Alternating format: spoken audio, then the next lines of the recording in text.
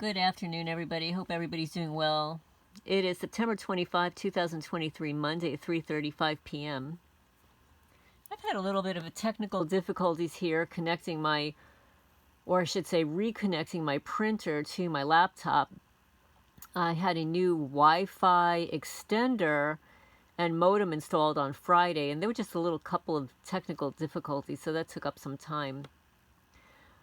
Something that I haven't mentioned, something that's been really disturbing over the last few weeks is dealing with my stepfather. And I use the term loosely. I call him my stepfather. He's not really my stepfather because he and my mother never married. They just cohabited, later in life. After my parents divorced. Well, several years after my parents divorced. But I'm going to back up. I'm going to call him my stepfather, entered a nursing home about a month ago. Nobody told me. His son and his daughter-in-law, who live right down the block from him, which is right down the block from my mother's apartment that she lives in for 35 years, nobody contacted me. Nobody told me. It was really disturbing. And of course, he was discombobulated when I finally got hold of him, like 4 weeks later. He was already in the nursing home. Sounded a little out of it, a little angry, a little upset. But he was also keeping a big, dark secret from me. And I'll get to the big, dark secret between him, his son, and his daughter-in-law. So my wonderful mother lived in Yonkers for about 35 years. She applied for a job at a law firm and she was hired. And then she found an apartment there. And she was at that apartment from the time that she started working at the law firm until the day she died. And by the way, my mother was given a seizure in her sleep by the criminals. The criminals also blinded her cat years before. Because my mother believed me. She knew what was happening and believed me and supported me. They couldn't get her to go along, to get along. And also she worked at a law firm and was beloved by pretty much everyone in the community. Everybody knew her. She knew a lot of people in high positions. It was going to be difficult to turn my mother against her daughter. So instead they offed her and her cat. It's very possible that this situation that I'm going to talk to you about has been manipulated by the controllers, by the gang stalkers or whatever. I don't know. I'm a little suspect because my stepfather, who's really not a stepfather, but I'm calling him that, his son, who actually I know since I'm a teenager, I know from a teenager because his grandmother, my stepfather's parents, lived in a 3-story house that we lived in the Bronx. That's right, folks. So we lived in the Bronx in a 3-story private home. Beautiful. We had, 3 bedrooms at the top of this beautiful building that was a private home. And in the middle, it was rented to my stepfather's parents. And my mother and I would visit his parents often. I mean, they were hilarious. His mother was so much fun. She was a very overweight woman. She couldn't get along well, but she had some sense of humor. And her husband was a skinny little man. He ended up developing dementia. That's another story entirely. But my stepfather had 3 sons. I mean, one passed away. And then there were 2 left. And one of them used to hang out there all the time. A lot. I never liked him. I never liked him. He was very wiry. He was high-strung. He didn't sit down. I just didn't like him. There was just something about him. And, as an empath, as a young woman, I was pretty adept to knowing who to like and not like back in the day, for certain, before all the interference. But I remember one day in particular, I was visiting with, the grandma. And this son was there, and he's pacing back and forth. He's at the kitchen. He's by the kitchen counter. And I guess the grandma, she would take off her rings, like her wedding ring and whatever, and she would leave it on the kitchen counter, the way a lot of people do. She's very overweight. The ring was probably, too small to fit on her, swollen finger. She would leave it on the kitchen counter. Well, this one day I was absolutely horrified because the son, the skinny little wiry perpetrator, grabbed that ring and stuck it in his pocket. He stole it. He stole his grandmother's ring. I never told my mother back then. I didn't tell her. I did tell my boyfriend at the time. My boyfriend at the time actually lived next door. It's kind of another long story, but I won't get into that. But my boyfriend at the time didn't like this guy either. He didn't like the son either. He would tell me stories and stuff, and I just didn't like him. But the fact that he would have the audacity to steal his grandmother's ring just left a deep hole, a deep it was etched in my memory. I actually didn't mention it to my mother until maybe a year or two before she died. I completely forgot about it, and then I remembered it. And it's like, you know what? I never liked that guy. I never liked that kid. And I think the reason was my mother and my stepfather started hanging out a lot, like going over there for dinner.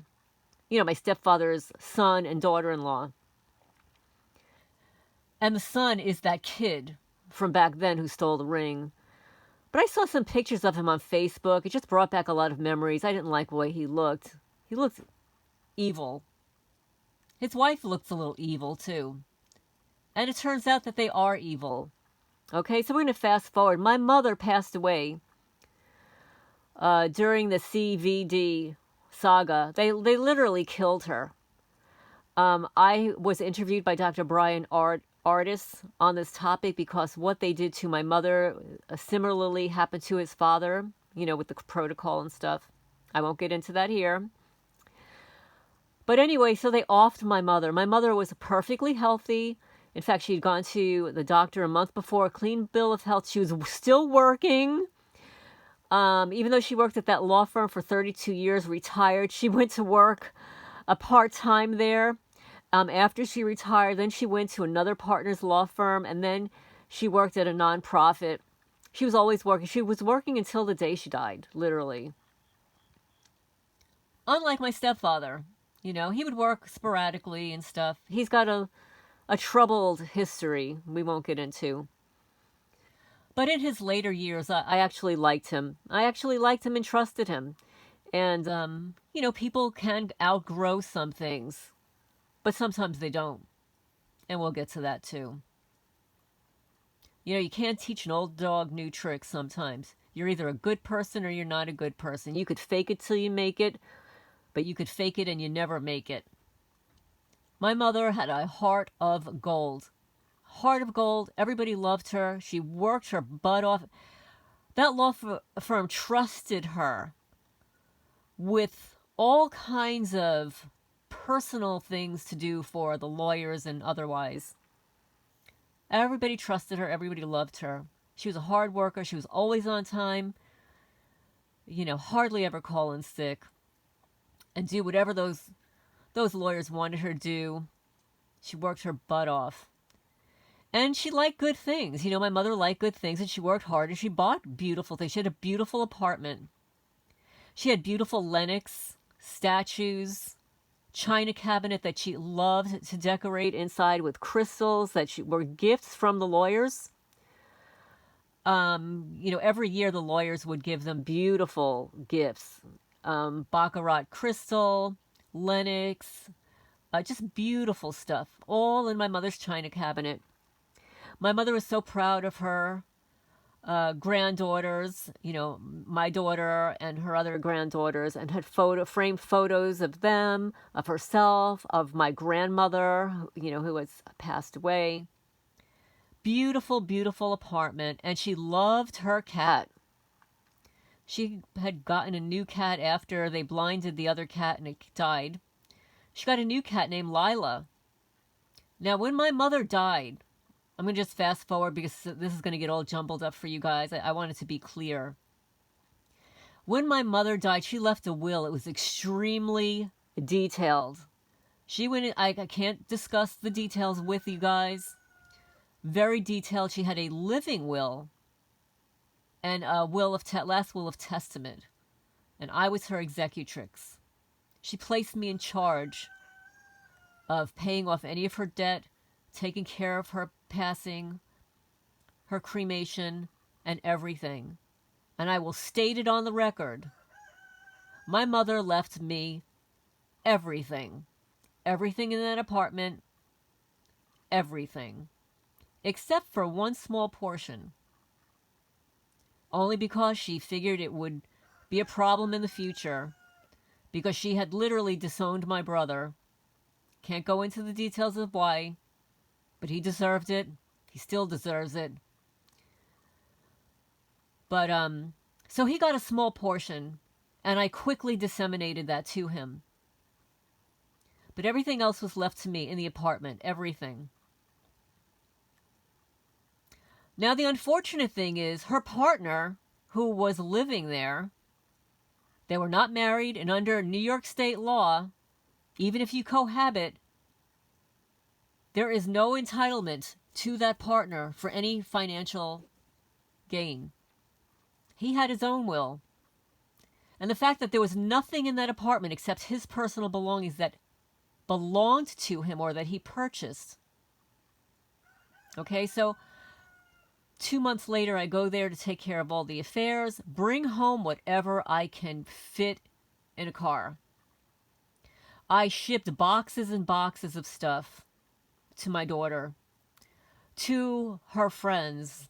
I had bags of stuff that were donated, bags of stuff to family friends, local people at the bank. I had her friends come over and go through her closet with me to take clothing because, I'm a much smaller size. I wear a size 4, guys. I'm sorry, And my mother wears like a size 14, a 14 and a 16. So there was nothing that belonged to my mother that I could physically wear except, some scarves and some hats and handbags and stuff, But a lot of stuff I had to give away. I wasn't going to bring it all back and try to sell it here. So I did bring a lot of stuff back for one of my neighbors here who helped me take care of my cats and the chickens that I had back then. It's a whole nother story.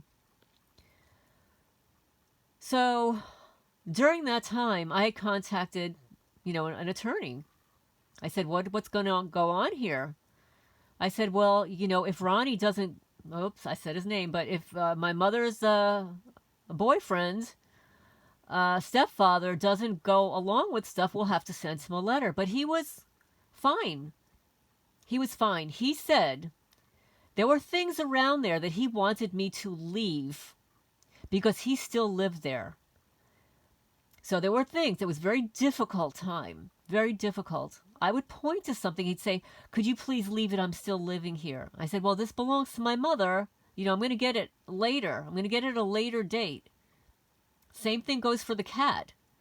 He wanted Lila to stay there, keep him company, but I ended up supporting that cat financially by setting up an auto shipment through Chewy.com. There was another time that one of my friends purchased food to drop off there. It wasn't through me directly. It was through me indirectly. And plus, there was food that my mother had stashed away that he did not know where it was until I told him where it was. The only reason I'm telling you this is because it was actually used against me by the sister-in-law and the son. I kid you not, folks. I could even read to you the disgusting text messages I received from this biatch. So meanwhile, this is my mother's apartment for 35 years. She passes away. Everyone is distraught. Everything in that apartment my mother bought with her hard-earned money. I could only take back what I could, give away what I could at that time. He was going to live there. I would ask him every time I called, how's the cat doing? Do you need more food? I can take the cat anytime you can't take care of it. I will transport the cat back to me. I've got a 501c3 nonprofit. I'm affiliated with a partnership with an animal transportation group. I am happy to come and get the cat at my own expense. No. I love the cat. She keeps me company. I love her. Even the last time I spoke to him, which I think was the end of June, maybe early July, maybe around July 4th or whatever. So the auto ship comes up for the Chewy.com. I call him and call him and call and call. Goes to voice message. Suddenly, out of nowhere, I get this bizarre text message. Now, I know he does not know how to text. I know flat out. He's an 88-year-old man. He doesn't know how to text message. The text message says, I'm in a meeting. I'll call you back. I'm shocked. I'm thinking, what is this? Like his son, a nurse? Like who's sending a text message? Who's got his phone? I finally get hold of him and I tell him. He said, that wasn't me. He says, I don't know how to text a message. I said, somebody had your phone. Somebody knew I tried to get in contact with you. I said, what's going on with my mother's cat? And at first he ignored me. It took several phone calls. And he says, well, I couldn't take care of it anymore. We had to give it away. I said, excuse me? I said, it wasn't yours to give away. It was my cat. I allowed you to have the cat to keep you company. I repeatedly asked you if you could care for the cat. I was financially supporting that cat. And then he and his family, his son and daughter-in-law, give the cat away. 2 months ago. No mention to me. They never received a phone call, never asked me. They took it upon themselves.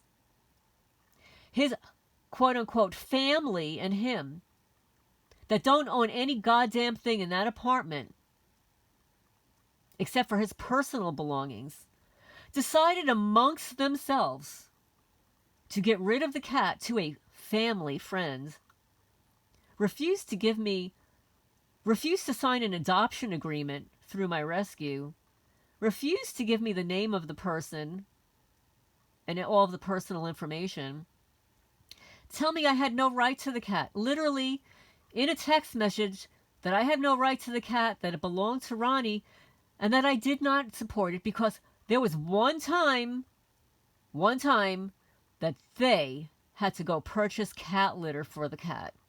I kid you not. I can't make this stuff up, folks. So, I mean, obviously this is turning into a little rant, but it's going to get better. And I'm sure this stuff has happened to you too. So I'm not sure if this is just a horrible family story about greed, deception, theft, or if it has to do with being a targeted person. And I'd like your feedback on it if you stay on this video long enough to listen to it. It won't be too much longer, folks. And I'm going to show you some photos too. I want you to see the cat. I want you to see my mother's stuff that they stole. Everything that my mother worked hard for all those years at that law firm. My stepfather hands it all over to his son and daughter-in-law that lived down the block.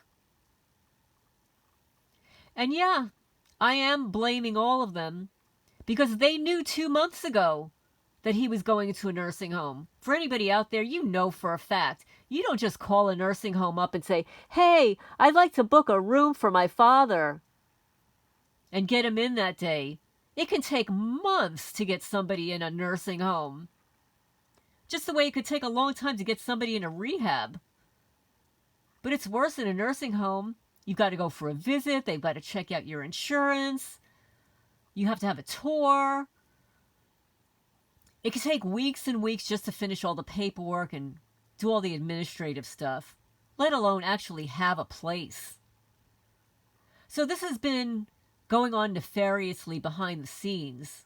So his family, his son and daughter-in-law, knew this was going on. This was their plan.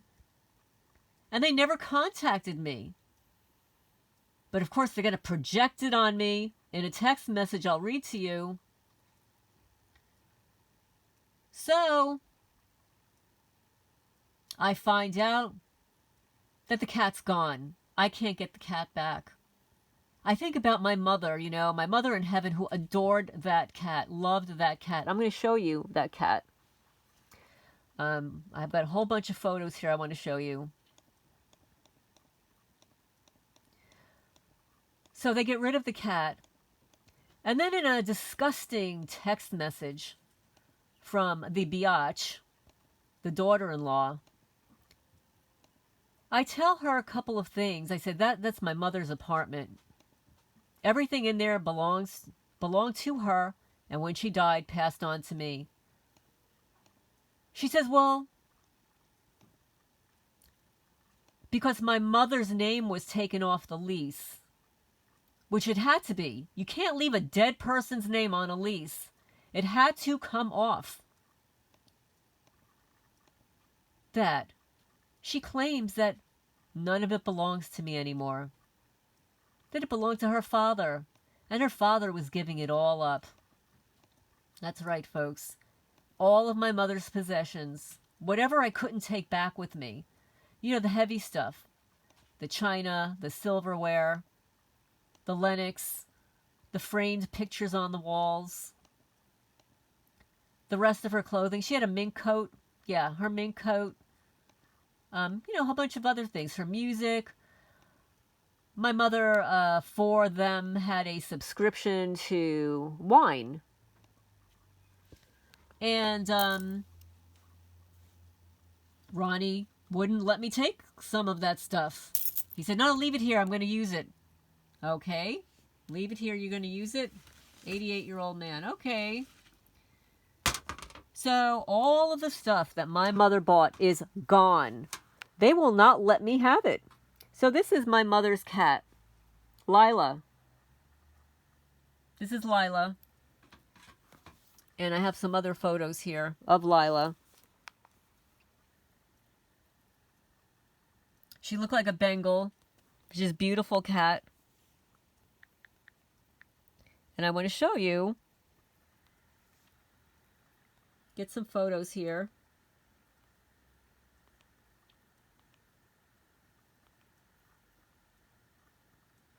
Let me get you some photos here, folks.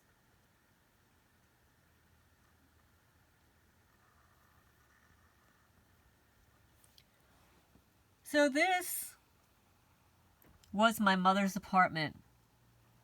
Neat as a pin. Always neat as a pin. See here? And this was her valued china cabinet with all of her crystals and Lenox in there. And here it is up close. Neat as a pin. And this is Lila when she was little. There she is. She's so cute. But that's my daughter. There's Lila. There she is again. There's Lila, the little queen. This is in my mother's apartment. There's my mom when she was a little bit older. Let's see what else we got going on here. Here she is. And this is my stepfather with Lila. There's Lila again. So cute. Well, this is my cat rescue here. This is on my mother's phone. This is when I was moving from Manalapan, New Jersey to Kentucky. You could see I had all the pet carriers lined up to stuff with a cat. There's Lila. That's a good picture of her.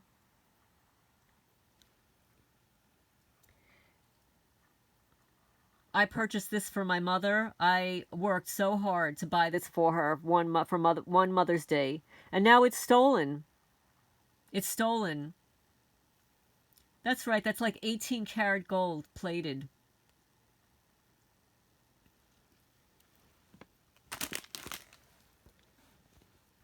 So yeah, I'm venting here because everything in my mother's apartment was stolen by his son and daughter-in-law.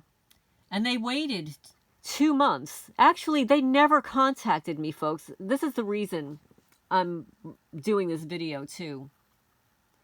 She had the audacity, after I sent her a text message, and then like 2 days later, I left a voice message. Can we have a phone conversation? You know, about the cat and my mother's belongings and et cetera, et cetera. She had the audacity to send a text message that it was like unreasonable of me to assume that she would get back to me in the time frame that I needed to hear from her. And I'm thinking, okay, so 3 days go by between a text message and a phone call, but 2 months go by. And if I didn't contact you, everything would have been wiped out of my mother's apartment, the cat gone, and no one would have notified me.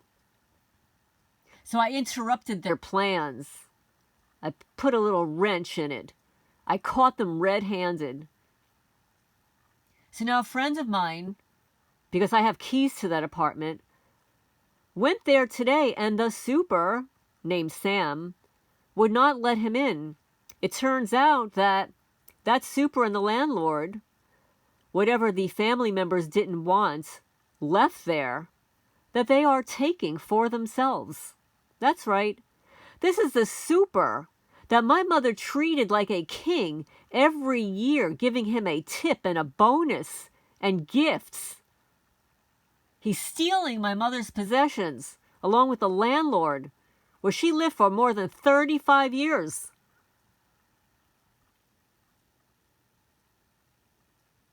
That's right, folks. Has any of this ever happened to you with your family members? People are greedy. They're envious, jealous, greedy.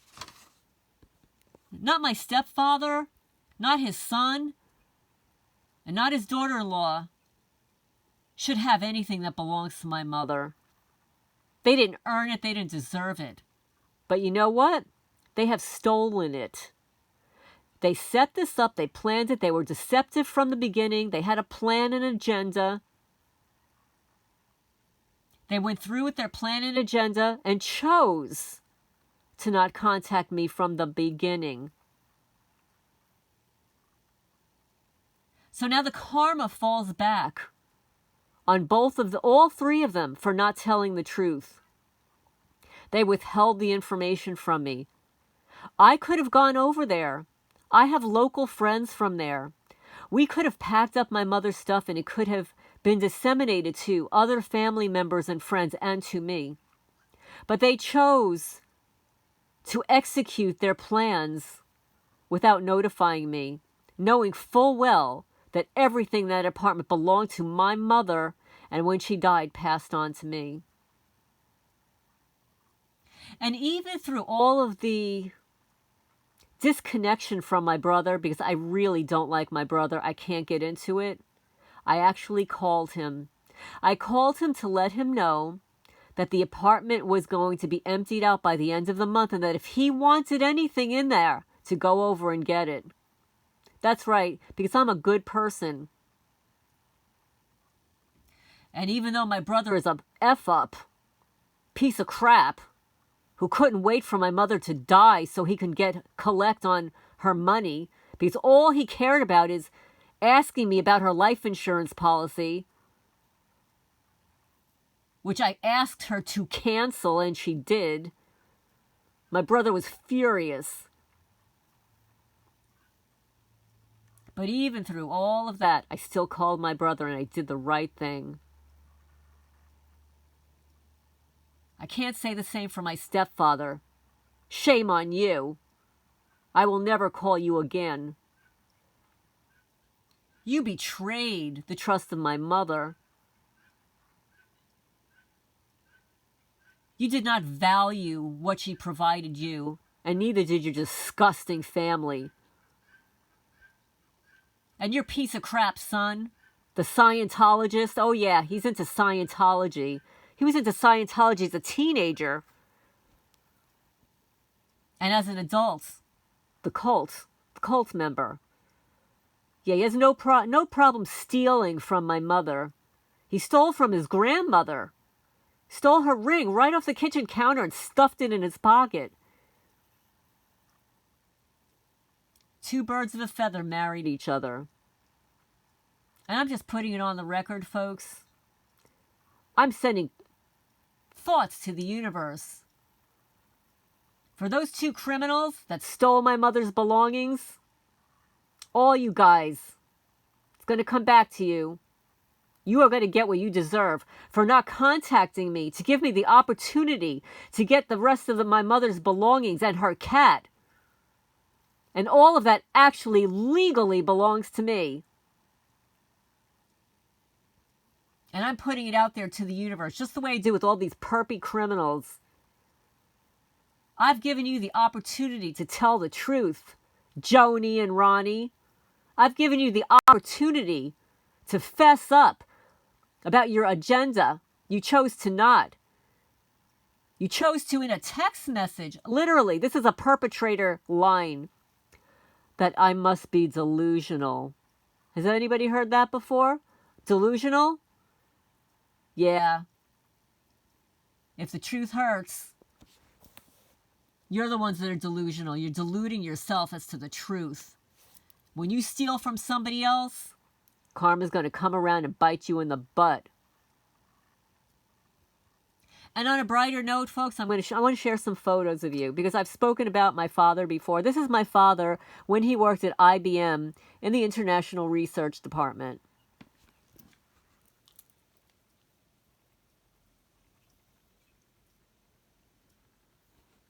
And we're just going to scroll forward, some more photos. That is my father as a young man in the Bronx. That's my father. He loved cars and, he was... he liked to exercise, runs in the family, so he's pretty good at exercise. And that's, this is my beautiful mom. And that's actually me in the center. My godfather in the back, and then my father on the left. He looks like he doesn't know what the hell to do with a kid. Oh my goodness. And that's me and my brother. Well, yeah, that's me.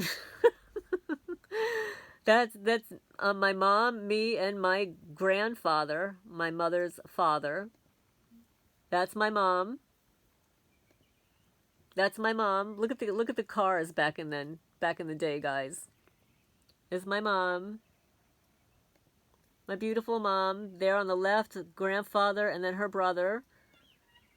There's my mom and my brother. You got to see the hairdo. It's hard to see here, folks. Oh my goodness. Oh, that's my little cousin. Cousin and her baby. My cousin and her baby.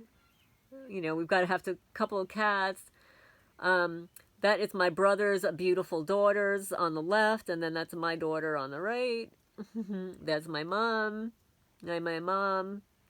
My daughter. That's my father on bicycle. And we're back to this. So, folks, I've got the perfect sign here, right? Sometimes you gotta say, cluck it and walk away. That's what I'm going to do. I have been fretting over this for the last month. And now I've given his family and my stepfather the opportunity to tell the truth. To do the right thing.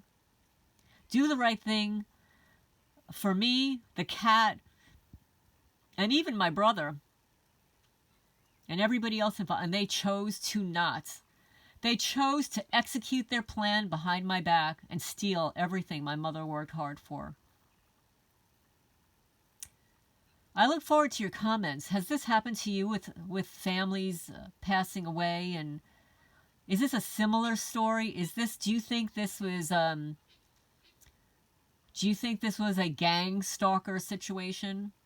I will say that after my mother passed away, somebody stole her driver's license from her wallet.